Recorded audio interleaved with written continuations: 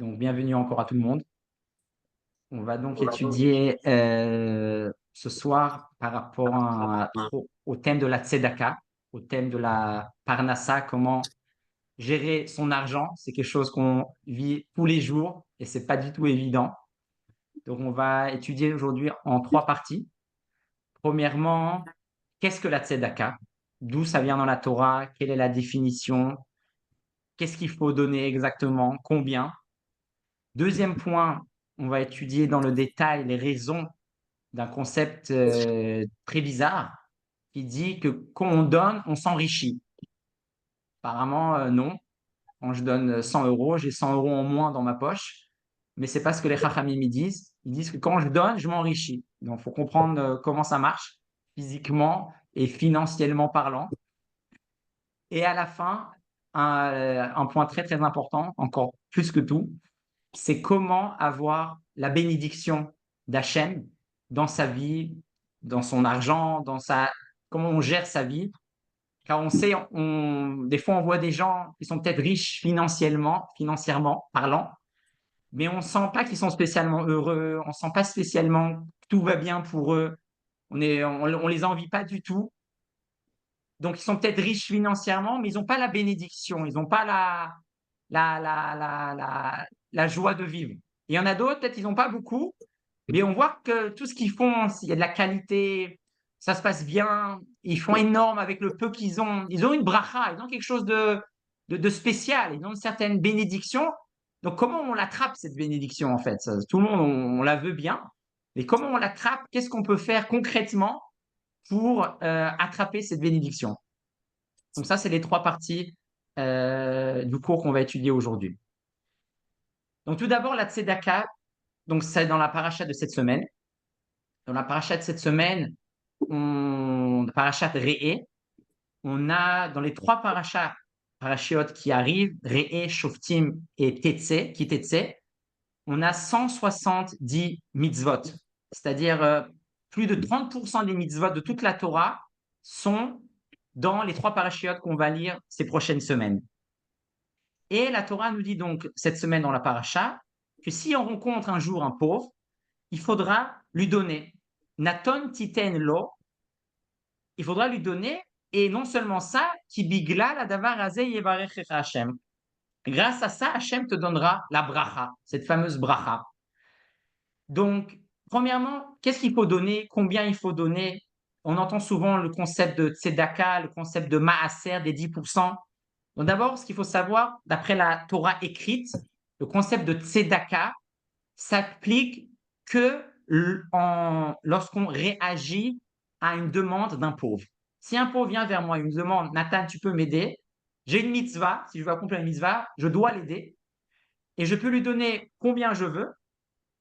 Et à ce moment-là, j'accomplis la mitzvah de tzedaka. C'est ce qu'on appelle en français la charité, mais on va voir que ce n'est pas exactement ça en hébreu ce que ça signifie. La tzedaka, c'est donner à un pauvre qui me demande. Il n'y a aucune mitzvah dans la Torah d'aller chercher les pauvres. Il n'est pas marqué dans la Torah. Il est marqué dans la Torah, lorsque le pauvre viendra vers toi et il te demandera, là tu lui donneras. Ça, c'est la tzedaka. Maaser, les 10%, c'est quelque chose de semblable, mais différent. Le maaser, c'est à la base, on travaillait tous dans les champs et on devait donner 10% du revenu, 10% de notre récolte aux Lévi'im, 2% aux Kohanim, c'est la Trouma. Et aujourd'hui, les Chachamim ont fixé que bien qu'aujourd'hui on travaille plus dans les champs, la majorité de nous, on fait plus pousser des pommes de terre ou des tomates, on travaille et on a un salaire à la fin du mois, et ben ils ont dit les Chachamim, on va appliquer le même système. C'est vrai que c'est pas exactement ce que la Torah demande à la base. À la base, c'est vraiment pour les lois dans les champs, mais pour se rappeler de ça et pour accomplir d'une certaine manière, on doit donner le maaser, 10% de tout ce qu'on reçoit, que ce soit cadeau, que ce soit salaire, après bien sûr en enlevant ce qu'on doit donner aux impôts, on doit donc donner ces 10%. Et c'est même intéressant de voir que dans la Torah même, bien que la Torah, à la base, le maaser, c'est quelque chose qui est vraiment spécifique au champ et aux produits du champ, on voit chez Abraham et Yaakov, déjà à l'époque, ils donnaient de leur maaser. la Torah ne dit pas officiellement tu dois faire comme Abraham. Mais quand on lit les histoires d'Abraham et Yaakov, quand par exemple Abraham avait rencontré un des Kohanim, Malkitzedek, la Torah nous dit qu'il a donné Maaser Mikol. Lui, à l'époque déjà, il a donné 10% de ce qu'il avait à ce Kohen-là. Ou alors Yaakov, quand il était en chemin pour aller rencontrer Lavan, afin de rencontrer ses futures femmes, il dit à Hachem, il lui promet à Hachem, si je reviendrai en vie de cette mission-là, j'espère, je te donnerai Aser, Asrinoulak, je te donnerai le Maaser. Même la Torah dit que de là, on apprend aussi qu'on peut donner même jusqu'à 20%, parce que Jacob a dit Aser, Asrenou, 10, deux fois, le numéro 10 est mentionné deux fois. Donc même Yaakov, déjà à l'époque, a donné dans son maaser. Et encore une fois, là-bas, on ne parle pas du tout de champs, pas du tout de pommes de terre ou de tomates, de tout ce qu'ils avaient. Je reçois, je donne 10%. Donc, bien, encore une fois, bien que ce concept de donner 10%, ce n'est pas un concept qui existe dans la Torah écrite, il n'y a pas marqué dans la Torah écrite, tu devras donner 10% de ce que tu reçois. C'est ce que les Chachamim aujourd'hui ont décrété, mais on voit même dans la Torah écrite des histoires chez Abraham et chez Jacob que eux déjà ils donnaient ce fameux maaser. Une autre différence importante entre le maaser et la tzedaka, ce qu'on appelle la tzedaka, c'est vraiment pour les pauvres. La tzedaka, on donne aux pauvres. Quand je donne de l'argent à un pauvre, j'accomplis la mitzvah de tzedaka. Quand je donne mon maaser, on peut aussi donner aux pauvres, bien sûr, et on peut aussi donner à tout ce qui est les besoins d'une mitzvah. C'est-à-dire, si par exemple, je veux acheter une montée à la Torah, je veux acheter des livres à la synagogue, je veux aider une école juive, là où on étudie la Torah, qu'ils ont besoin de dons, là, je peux utiliser ce qu'on appelle mon maaser. Donc ça, c'est une autre différence. La tzedaka, c'est vraiment pour les pauvres. Maaser, c'est pour les pauvres et ce qu'on appelle tzorke mitzvah, les besoins de la mitzvah. Une autre chose très intéressante que les Chachamim nous expliquent, pourquoi il n'y a pas de bracha sur la mitzvah de donner son argent, son maaser ou sa tzedaka. Toutes les mitzvahs qu'on fait, les mitzvahs qu'on fait, il y a une bracha, le lulav, aletilat lulav, la souka, les chefs basouka, Shabbat, les aniar tfilin. Pourquoi la tzedaka, c'est une mitzvah? Pourquoi il n'y a pas de bracha sur cette mitzvah? Très bizarre. Donc les Chachamim, j'ai lu dans un cours de Rav Ashkenazi, il amène trois explications de trois sources différentes. Premièrement, le Rashba. Le Rashba dit que la mitzvah de tzedaka ne dépend pas que du donneur. Il faut aussi que le pauvre ou la personne ou l'institution accepte. Des fois, les gens ne veulent pas accepter. Donc, comme la mitzvah n'est pas finie lorsque je veux donner, je ne peux pas faire de bracha. Parce que s'il ne veut pas accepter, je fais une bracha en vain à ce moment-là. Donc, ça ne marche pas. Donc, si je veux faire une bracha, je dois être sûr que la mitzvah va être faite. Et comme ça ne dépend pas que de moi, donc on ne fait pas de bracha parce que peut-être que le pauvre ou l'institution ne va pas accepter mon argent. Et à ce moment-là, ça, c'est une bracha en vain. C'est la première explication. Deuxième explication, explique un des Admourim, le rabbi de Chisra, un des Admourim intéressants. Il dit que pour pas faire attendre le pauvre. Un pauvre, il vient vers moi, je veux lui attendre 2 secondes, je vais faire la bracha, je vais faire Nitlet Yadayim avant. Il y a un pauvre qui te demande, donne-lui. Ne commence pas, hein, ne sois pas trop religieux, je vais faire la bracha avant, je vais faire la kavana. Il a besoin d'argent, donne-lui. Point. Ça, c'est la raison de cet admour-là. Et un autre admour de Riminov, il donne une autre raison intéressante. Quand on fait une bracha, il faut faire bracha avec joie. Bracha, on ne va pas faire une bracha en étant triste. Et les Khamim savent que donner, c'est dur. C'est dur de donner de l'argent. Travail dur. Là, c'est dur de l'avoir. Après, tu l'as, tu dois la donner. C'est dur. Donc, pour pas qu'on fasse une bracha en étant triste, ils ont dit, il n'y a pas de bracha. Donne, et c'est tout, on ne demande pas plus. Comme ça, il explique le Admour de Riminov. Donc ça, c'est une question intéressante, technique, par rapport à pourquoi il n'y a pas de bracha sur cette mitzvah-là. Une autre chose, donc là maintenant on passe à la deuxième partie, l'histoire que la tzedaka nous enrichit. Mais encore plus que ça, il y a même dans la Gemara s'exprime en appelant la tzedaka le sel. De la manière que le sel aide à conserver des aliments, surtout à l'époque. Aujourd'hui, vous mettez du sel dans quelque chose, ça va pourrir dans plus longtemps. C'est comme ça. Quand je donne la tzedaka, je mets du sel dans mon argent. Mon argent se garde, non seulement se garde, j'en aurai même plus. La tzedaka conserve notre argent. C'est comme ça que la Gemara, elle dit Melach, Mammon, Chasser. Donc, je mets du sel, ça empêche que je vais perdre mon argent. Ça va conserver mon argent. Encore plus que ça, la Gemara dans ma Masechet Ta'anit dit, basé sur ce que le prophète Malachi dit, que sur la mitzvah de tzedaka, on peut tester Hachem. Comme la Rabbi Yochanan dit, Amar Rabbi Yochanan, Aser bishvil shetit asher. Comme il y a marqué dans la Torah, Aser te aser, donner, tu donneras, donc 2 fois. Et non seulement ça, le mot riche en hébreu est achir. C'est la même source, la même racine de langage que le mot 10, ces fameux 10%, parce qu'en donnant les 10%, on s'enrichit. Comme ça dit Rabbi Yochanan, n'ayez pas peur, donnez 10%, vous vous enrichirez. Et le prophète dit, sur cette mise-là, vous pouvez même tester, rien que donner, j'ouvrirai les canaux de bénédiction jusqu'à tellement vous allez avoir, vous allez dire, ça y est, stop. Donc, on peut vraiment tester Hachem. Donc, c'est marrant à lire, c'est très intéressant, c'est super, mais comment ça marche? Pourquoi? Et c'est vraiment vrai, quelle est la logique derrière ça? Donc, pour comprendre cela, il faut comprendre que, premièrement, la tzedaka, c'est pas un cadeau.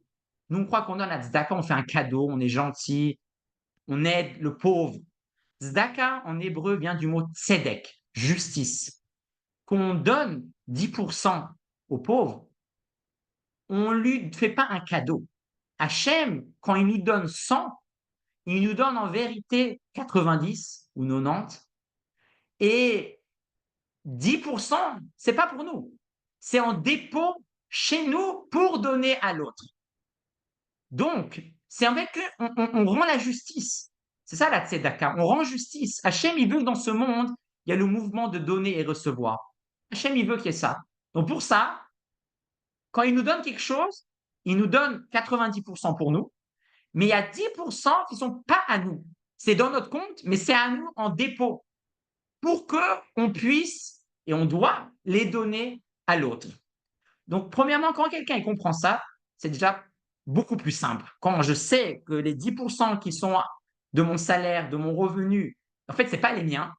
Si vraiment j'y crois et j'ai compris ça, à ce moment-là, c'est facile mais de donner. Mais si je crois que c'est à moi, je vais donner 10%, c'est beaucoup d'argent. Pourquoi je dois donner? Mais si je comprends que c'est ici en stand-by afin de donner à l'autre, là, premièrement, ça allège, ça nous allège et c'est beaucoup plus facile à accomplir cette mitzvah. Et pourquoi ça nous enrichit? Parce que quand Hachem y voit qu'on gère bien l'argent qu'il nous donne, Hachem, nous, on est une banque. Hachem, il nous dit, voilà, je fais un dépôt de 1000 euros chez vous. Mais dans ces 1000 euros, j'ai 900 qui est pour vous, mais 100, ce n'est pas pour toi. 100, tu dois les transférer. Si Hachem il voit que je me comporte de cette manière-là, à ce moment-là, il dit, mais lui, c'est un bon banquier.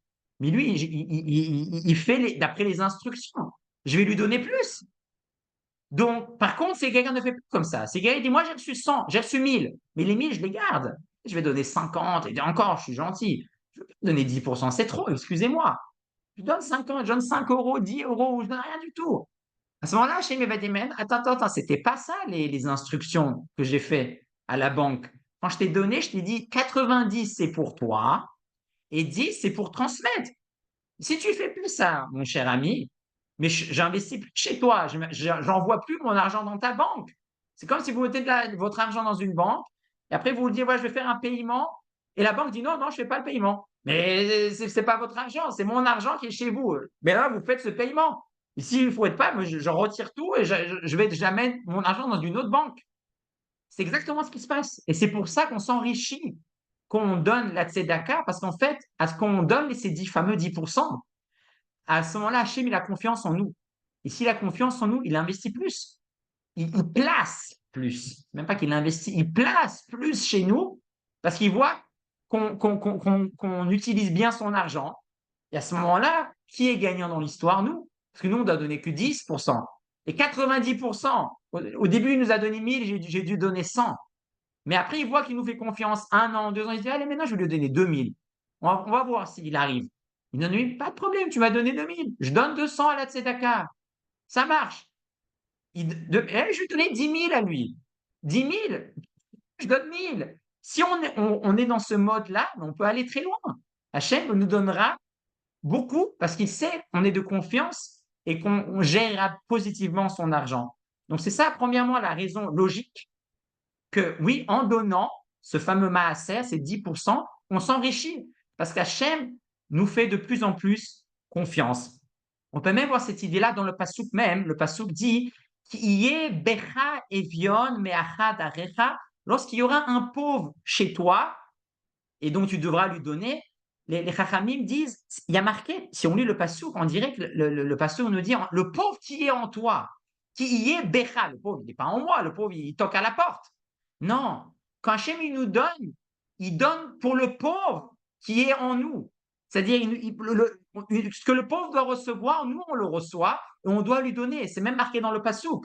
Lorsque le pauvre qui est en toi viendra, à ce moment-là, donne-lui ce qu'il doit recevoir. Donc ça, c'est la raison logique de cette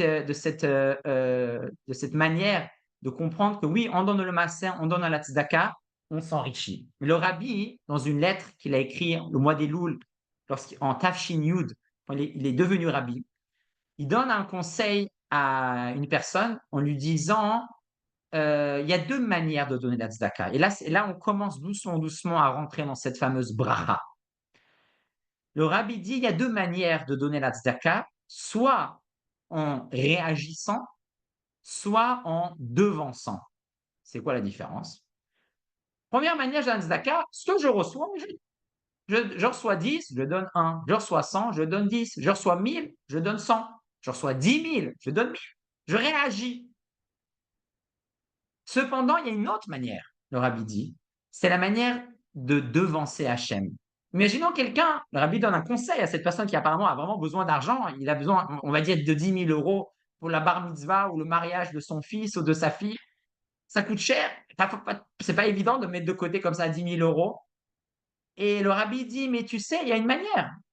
Donne la tzedaka, donne plus. Tu as reçu 1000, ne donne que 100. En plus de ça, prends un risque. Prends de tes épargnes, donne comme ça 1000 euros. Tu n'as rien reçu, tu donnes 1000 de ce que tu as économisé, en plus de la tzedaka. Tu vas forcer Hachem. Toi, tu as donné 1000, combien Hachem il va te donner? Pour tous ceux qui sont bons en mathématiques.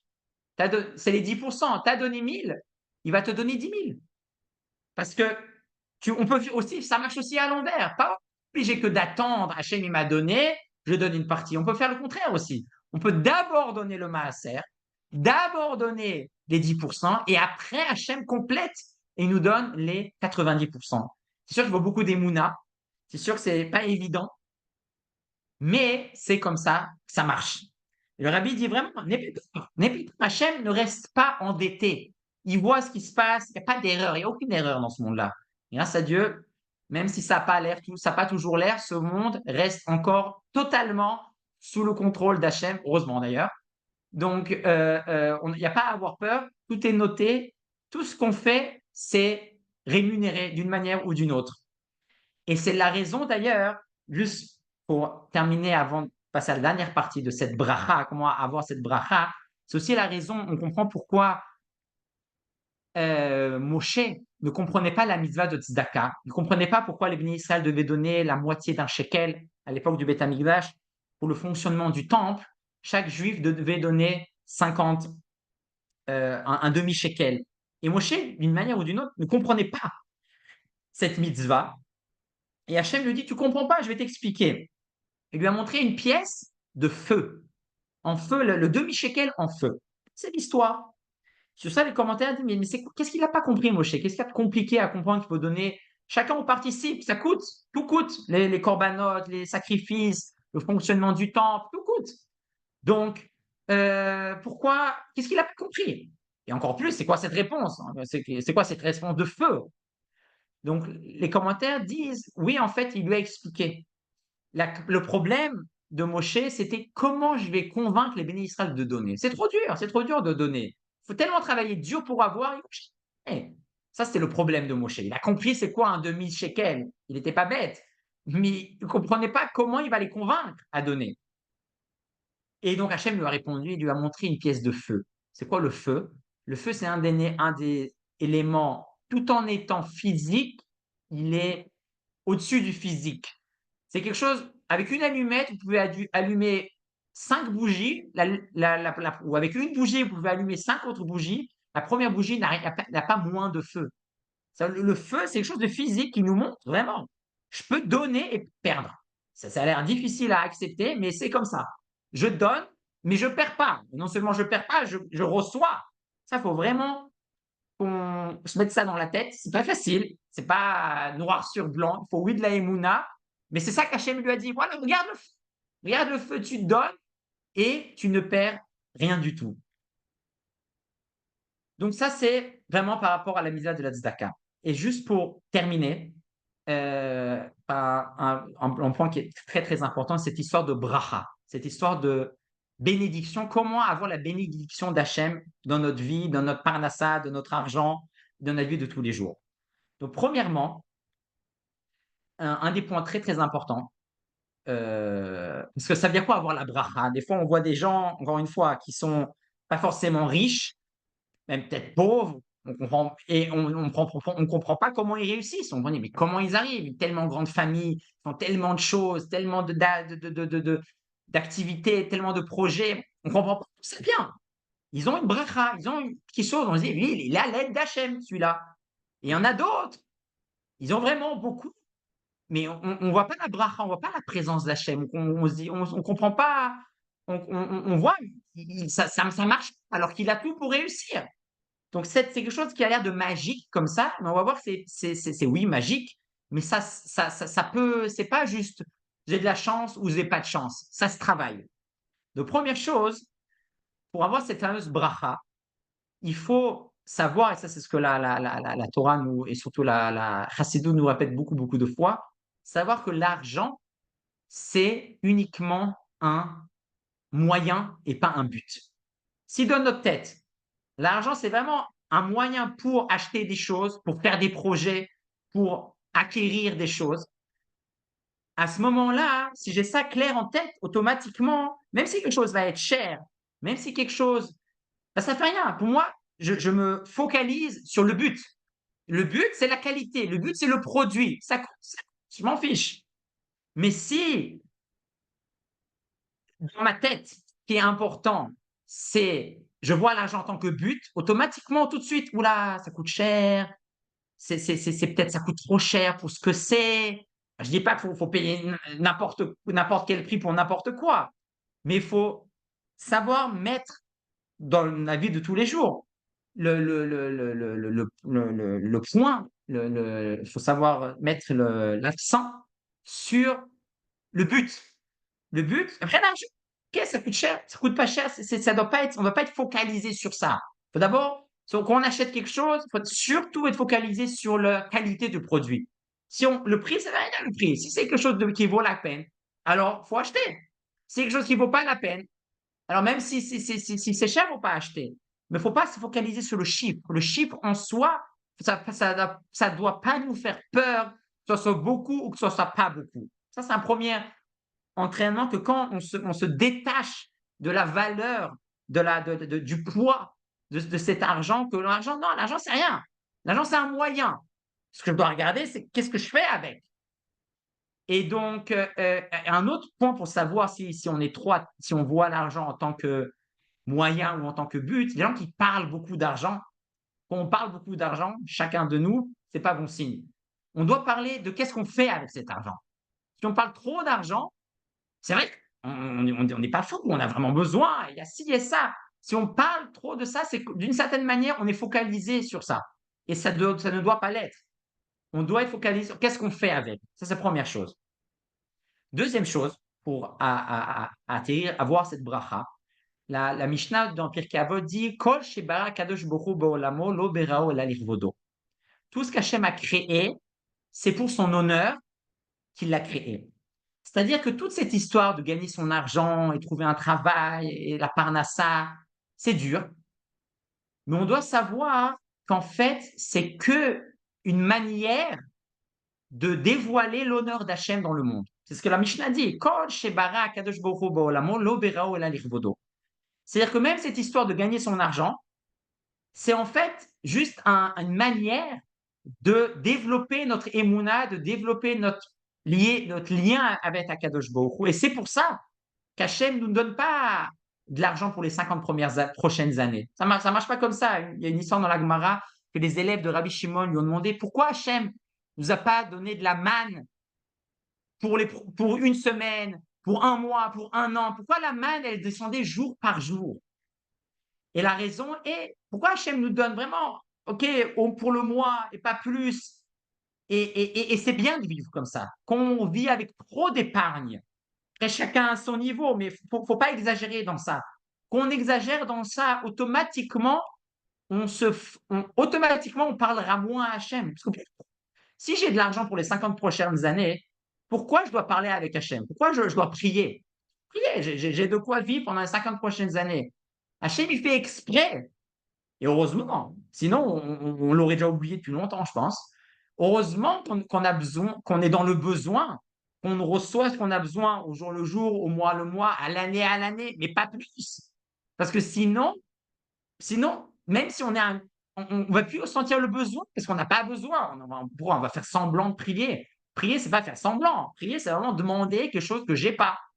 Mais si je l'ai, pourquoi je vais demander?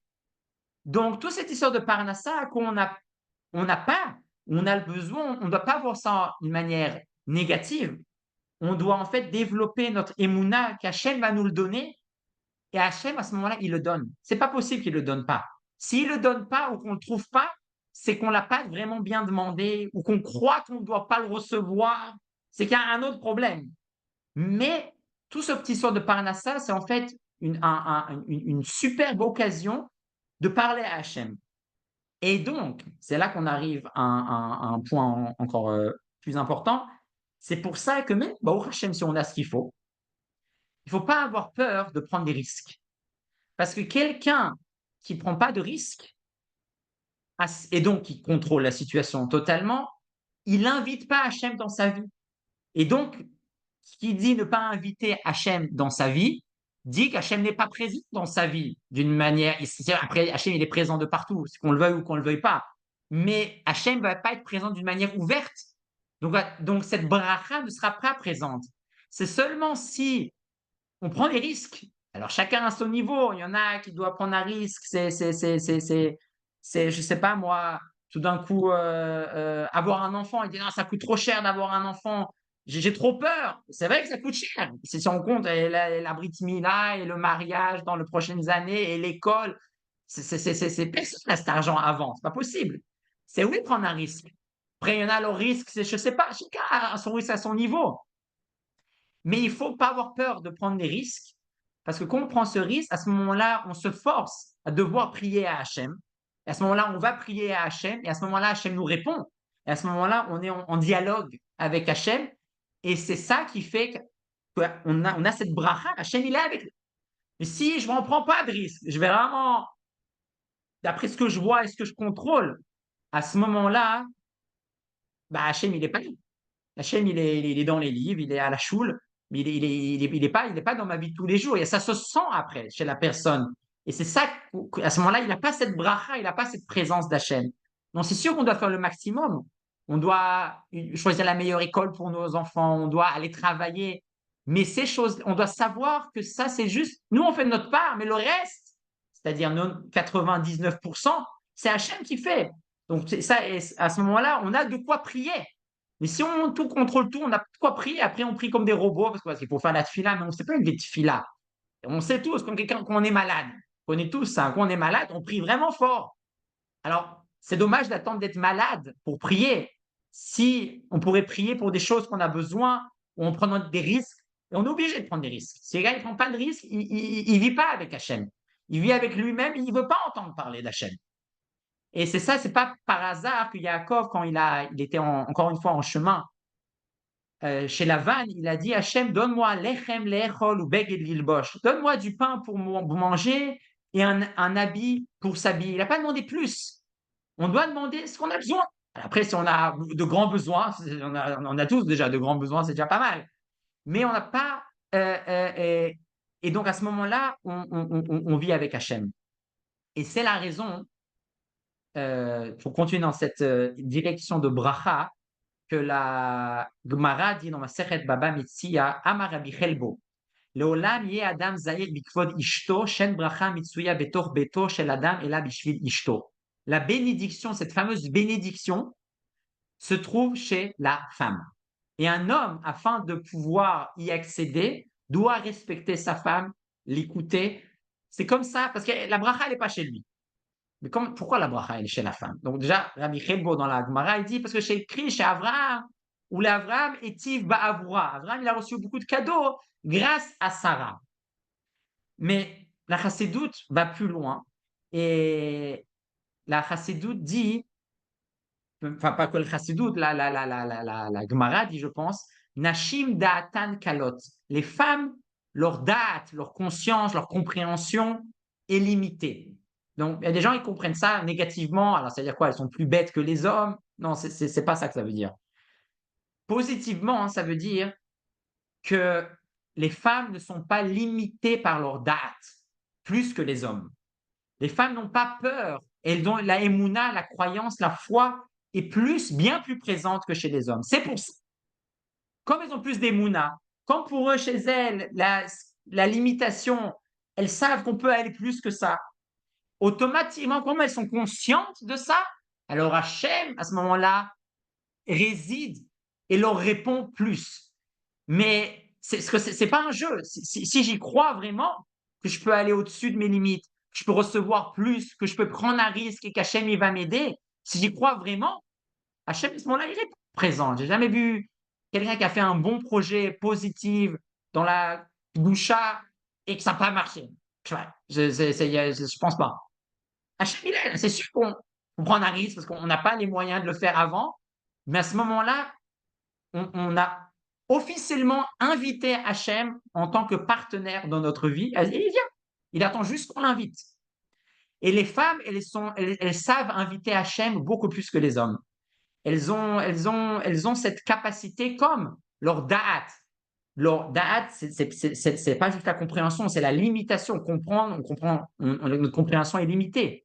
Comme leurs limitations chez elles sont légères, elles ont plus des facilités à aller au-dessus des limites. Donc, elles ont cette bracha. Donc, en d'autres termes, être trop réaliste, trop cartésien, c'est l'anti-bracha. Donc, après, encore une fois, chacun à son niveau. C'est pas que demain, on doit devenir faire des projets fous, mais on a tous, sans exception, cette limite qu'on doit transcender, qu'on doit bouger pour aller plus loin. Et juste pour terminer, des fois, on dit, ouais, mais moi, j'ai pas cette émouna. J'ai pas j'arrive pas à prendre des risques, j'arrive pas. Donc, qu'est-ce que je fais? Je suis bloqué. Alors, c'est pas pour moi. Moi, non. La émouna, la foi, ça se travaille avec les petits détails.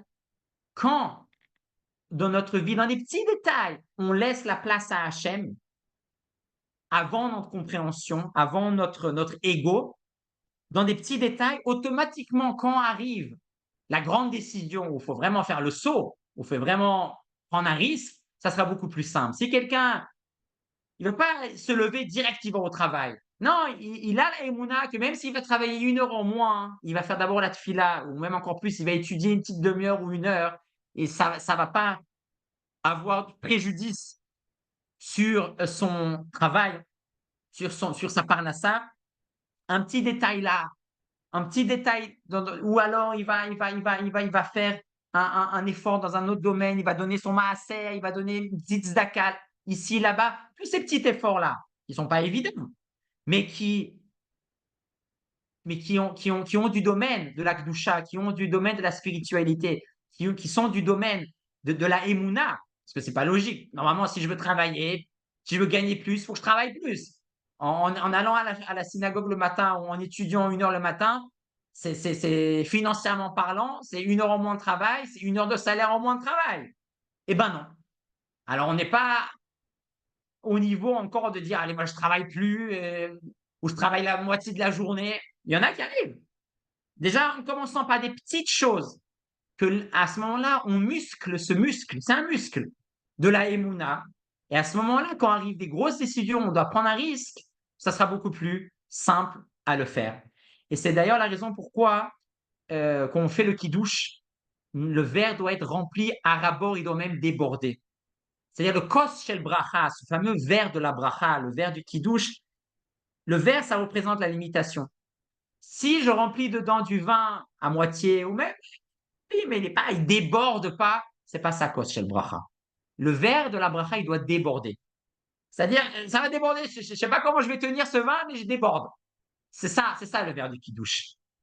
Quand on déborde même un petit peu, ça suffit. On n'a pas besoin de le faire déborder, de vider une bouteille dans un verre de vin, dans un verre de. C'est pas ça le but. On n'a pas besoin d'arriver à là. Une petite goutte, cette goutte, on ne sait pas où va la rentrer la goutte dans le verre. Il est rempli. On ne sait pas, mais ça fait rien. Tu sais pas, Hachem, laisse Hachem décider un peu. Laissons Hachem un peu gérer notre vie. Non seulement ça ne nous fera pas de mal, mais ça va nous amener un caractère magique. Et c'est ça, cette bracha qu'on aura à ce moment-là. Oui, on fera des miracles. On peut tous faire des miracles, chacun à son niveau. Et juste pour terminer, avant de résumer, le Ramban Nachmanide explique une des Mishnah de Pirkei Avot qui dit que la Mishnah de Pirkei Avot dit Im en kemar en Torah. S'il n'y a pas de farine, il n'y a pas de Torah. En gros, si j'ai pas d'argent, si j'ai pas de pain, je peux pas étudier la Torah, je peux pas faire les mitzvot. Ce qui est vrai. Après, la Mishnah continue, elle dit le contraire. S'il n'y a pas de Torah, il n'y a pas de farine. Si quelqu'un ne fait pas la Torah, les mitzvot, il n'aura pas une bonne parnassa, il n'aura pas un bon gagne-pain. Alors, il faut décider, c'est dans quel sens le truc. C'est soit l'un, soit l'autre. Le Ramban, il dit qu'en fait, ça, c'est une discussion entre Hachem et l'homme. L'homme, avant son travail sur lui, il dit, d'abord, je dois avoir. Je fais. Si j'ai pas d'argent, je fais pas. Imen kemar en Torah. Hachem lui dit, non, non, non, ça marche pas comme ça. Tu dois avoir la Emouna. Si tu limites ton comportement et tes projets et ta vie à ce que tu as, on va pas aller loin du tout. D'abord, saute. Dis, je prends sur moi de faire ça. Et à ce moment-là, je t'enverrai ce qu'il te faut. Donc ça, c'est sur ce point-là qu'il ne faut pas avoir peur, encore une fois, chacun à son niveau, de faire un petit saut. Et c'est là qu'on aura, à ce moment-là, comme on fait un saut, on prend un risque. À ce moment-là, on dit Hachem, Hachem, allez, j'ai pris le risque, maintenant ne m'abandonne pas à mi-chemin. J'ai pris le risque. Ne me laisse pas en plan. Ne me laisse pas sur le bas-côté. Et Hachem, il ne laisse pas sur le bas-côté. À ce moment-là, qu'on n'a plus le choix, on a pris le risque. Hein, et maintenant, il faut. L'enfant, il est né. Maintenant, ça, il faut payer la bar mitzvah, il faut payer le mariage. Il faut bien. À ce moment-là, en priant et en étant convaincu, tout d'un coup, ça va se débloquer là. Tout d'un coup, il y a ça qui va arriver. Et ça arrive toujours. Donc, on va juste résumer ce qu'on a étudié aujourd'hui. Tout d'abord, la définition de la tzedaka et du maaser. Tzedaka, c'est la mitzvah qui est pour les pauvres, à la suite à une demande d'un pauvre. Maaser, à l'origine, c'est une mitzvah qui est liée au champ, que lorsque j'ai une récolte, des pommes de terre, des tomates, 10% pour le Lévi, 2% pour le Kohen. Mais aujourd'hui, les Chachamim ont appliqué cette règle-là à tous nos revenus en donnant 10% ou même plus, jusqu'à 20%, ou même encore plus que 20%. Il y a une histoire qu'un grand riche avait demandé au Baba Saleh qui voulait avoir une bracha et continuer dans ses affaires, combien il doit donner. Le Baba Saleh lui a dit, tu dois donner 70%, 70%. Donc, on se rend compte ce que ça veut dire, surtout pour quelqu'un qui est très riche. Et il l'a fait, il est devenu encore plus riche. Mais pour donner 70%, faut être au niveau un grand niveau des Emouna. Mais dès qu'on a ce niveau des Emouna, après ça se travaille et ça grandit au fur et à mesure. Donc ce maaser avait déjà été appliqué par Abraham et Yaakov. Abraham avait donné à Malkitzedek 10%, Yaakov avait promis à Hachem aussi de donner ses 10%. 3 raisons pourquoi on ne fait pas de bracha avant de donner la tzedaka. Première raison, parce qu'on ne veut pas, parce que la mitzvah de tzedaka ne dépend pas que de nous, il faut que le pauvre accepte. Deuxième raison, parce pour ne pas qu'on perde du temps. Le pauvre, il demande, on lui donne, on ne va pas commencer à faire la bracha et faire toutes les préparations. Le pauvre, il a besoin, donc on lui donne sans attente. Et la troisième raison, les chachamim savent que c'est dur de donner, c'est pas forcément on va le faire avec joie, donc ils ont dit ne fais pas de bracha, donne, et c'est déjà très bien. Pourquoi la tzedaka nous enrichit? Parce que lorsqu'on donne la tzedaka, on prouve à Hachem qu'on est des bons banquiers, on prouve à Hachem qu'il peut placer son argent chez nous, parce qu'on respecte les règles, que les 90% c'est pour nous, mais 10% on continue à donner en dehors pour ceux qui ont besoin, pour des institutions ou des pauvres. Et c'est pour ça que logiquement, Hachem voit qu'on gère bien l'argent, donc il va placer encore plus en quantité, et on a tout à gagner parce que les 90% restent à ce moment-là pour la personne. Le rabbi, dans une lettre, avait conseillé à quelqu'un qui avait besoin d'argent de ne pas seulement donner la tzedaka après avoir reçu, mais même ne pas avoir peur des fois de devancer Hachem, de d'abord donner les 10%, et ensuite Hachem complétera et donnera ce qu'il faut, les 90% qu'il manque. La raison de Moshe Rabbeinu, pourquoi il n'avait pas compris, il avait dit, mais comment je vais expliquer au béni Israël qu'il faut donner, c'est dur. Hachem lui a dit, explique-leur que donner, c'est comme le feu. Le feu, quand tu donnes, tu allumes une autre bougie, le feu n'a rien perdu. N'ayez pas peur, donnez, euh, Dieu vous le rendra, comme on dit. Et enfin, plusieurs conseils pratiques, comment avoir cette bracha dans notre argent, dans notre vie en général.